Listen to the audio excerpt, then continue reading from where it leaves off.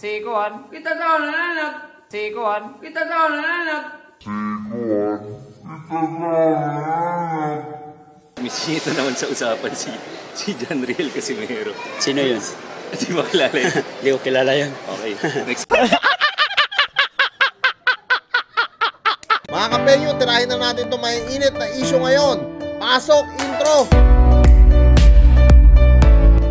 Hey yo, what's up sa inyo mga kapenyo? At today meron na naman tayo napaka-init na reaction video. Casimero, muling hinamon na naman etong si Marlon Tapales. At dito no, sinabi ni Utol General Casimero na kung gusto nga raw neto ni Marlon Tapales, tumulong na nga lang daw sila sa mga mahihirap. Gaya nga raw ng ginagawa ni General Casimero na tumutulong sa mga kapos sa buhay ng mga sako-sakong bigas at mga dilata. Alam naman natin si Utol General Casimero, maangas lang yan mga kapenyo sa social media, pero may ginintuan puso naman yan, no? At mabait naman yan si Utol General. At doon nga pala sa mga kapenyo ko kanina na nagre-request doon sa ginawa nating video na nagbisaya nga etong si Casimero, sinabi nga niya doon na kapenyo, baka pwede naman pakigawaan din yung gitna ng video at saka yung hulihan nga raw kasi may hindi ako nakumpleto doon. So dito mga kapenyo, sasabihin ko na rin sa inyo dahil napanood ko na yung buong detalye na sinabi nga ni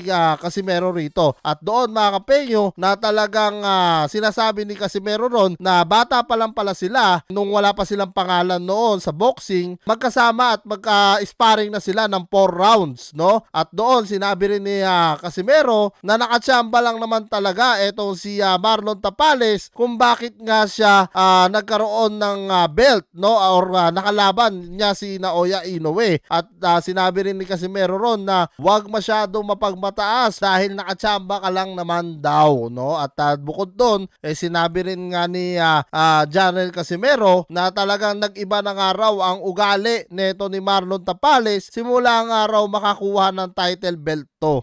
At ngayon na bumagsak na nga etong si Marlon Tapales sa kamay ni Naoya Inoue, kailangan na nga raw magpatingin eto sa doktor dahil masyadong naalog na nga yung utak nga daw nito, no, sa pagsuntok sa kanya ni Naoya Inoue. At tara mga kapenyo, basahin naman natin eto nga mga naging komento ni General Casimero sa sarili niyang video. Ang sabi ni Utol General Casimero dito, yes, kung natalo man si Tapales, tiba-tiba siya. Salute, dapat tularan niya ako. Namimigay ng sako-sakong bigas para sa mga kababayan natin. Let's go Tapales. Yan, no, yan dapat. Mga kapenyo, alam naman natin si Utol General Casimero, maangas lang yan dito sa social media. Kaya nga siya tinawag na angas ng Pinas, di ba? Pero hindi pa rin natin alam yung talagang saloobin, no, neto ni General Casimero. Sa totoo lang, sa mga talagang nakasubaybay kay General, sa mga solid, nakikita naman natin talaga na laging tumutulong yan si Utol Casimero, no? At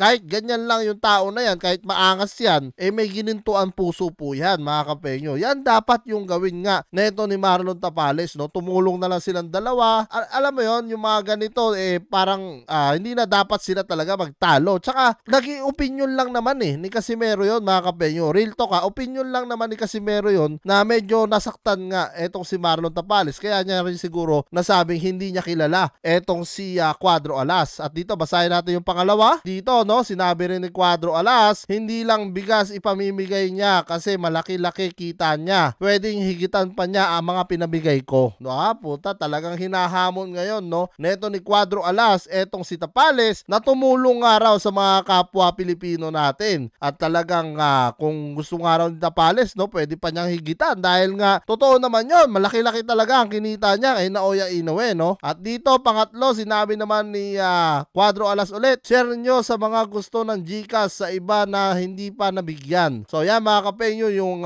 latest update nga dito kay General Casimero. At ano masasabi nyo nga mga kapenyo, no, na kay Casimero talagang wala yon, no. Siguro talagang napikon lang lang etong si Marlon Tapales doon sa mga nasabi nito ni Cuadro Alas. Pero para sa akin mga kapenyo, hindi na rin dapat sila mag-away, no? Para sa akin ay talagang peace na lang. Total, kakapasok lang ng New Year.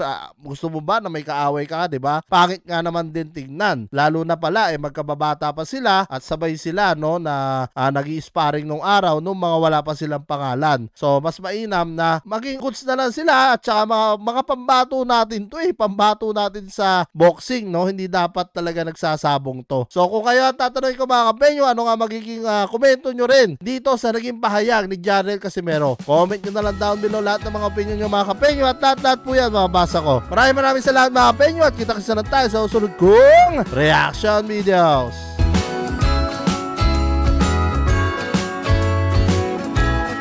Jingle bells ringing in my ear. Jingle bell, a sound that's oh so dear. Frosty the snowman is all around town. Watch out for reindeers are falling down. We stay up waiting for Santa tonight. He climbs down the chimney at the speed of light, while we're dancing around the Christmas tree, hugging and kissing